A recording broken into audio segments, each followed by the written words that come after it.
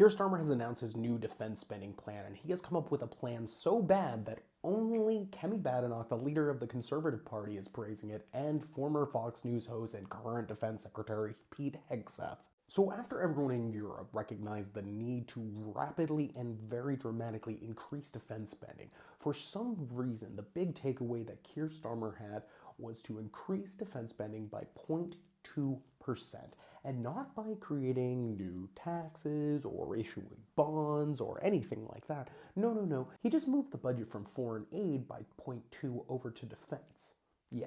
So he took money out of one of the funds that stabilizes the world to just slightly increase the defense spending. He also announced that increase is not going to take place until 2027. And while it is good that the foreign aid will not be decreased until 2027, he did not need to do either of these options. There were other ideas to finance this that he could have done. This shows just again that the Starmer administration is very bad about using their modern fiat economy to invest in things that the state literally needs, like defense, after we learned at the Munich conference of the US pullout. And we have learned over the last few days with Donald Trump signing deals with Vladimir Putin's Russia to literally co-occupy East Ukraine and exploit its resources. That is the situation going on, and Keir Starmer seems to be living in January. This increase would amount to a £13.4 billion increase in defense spending, and the UK currently spends £53.9 billion on defense annually. But that number is much less impressive when you realize a couple of facts. See, the Ministry of Defense also funds the nuclear program, and this costs, well, a small £38.2 billion. So a huge chunk of that is literally this one program.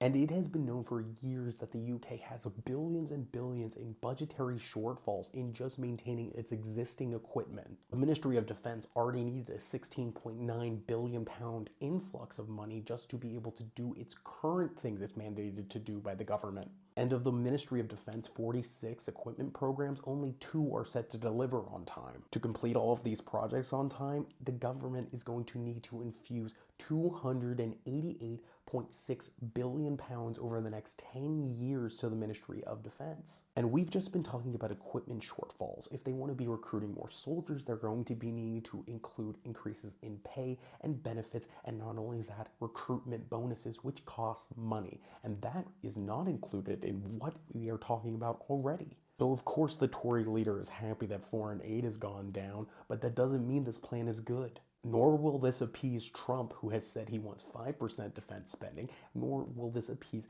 NATO, which has the NATO head saying repeatedly that they need to reach 3% immediately with the threats we are facing right now, today. This was echoed by the leader of the Liberal Democrats, Ed Davies, who said that the government needs to rapidly reach and think about financing 3% of GDP. He proposed seizing frozen Russian assets, something that is also being passed around the EU right now, and through also increasing taxes on multinational tech companies. The Scottish National Party was happy about the defense increases, but they also heavily criticized the idea of cutting foreign aid. Cutting foreign aid is also incredibly insane at this moment in time, when the US has completely cut its foreign aid budget, meaning that people are facing dire circumstances more than ever. And if the UK doesn't want to get pulled into other deteriorating security situations around the world, it needs to, along with its allies and the remaining democracies in the world, to be funding foreign aid to stabilize regions, save lives, and keep people protected.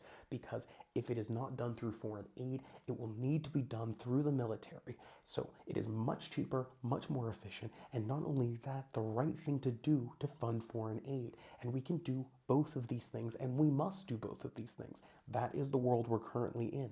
We cannot take this austerity approach to defense spending. Keir Starmer, this isn't leadership. Please do some engagement, thank you, or else I won't get paid and nobody's gonna see.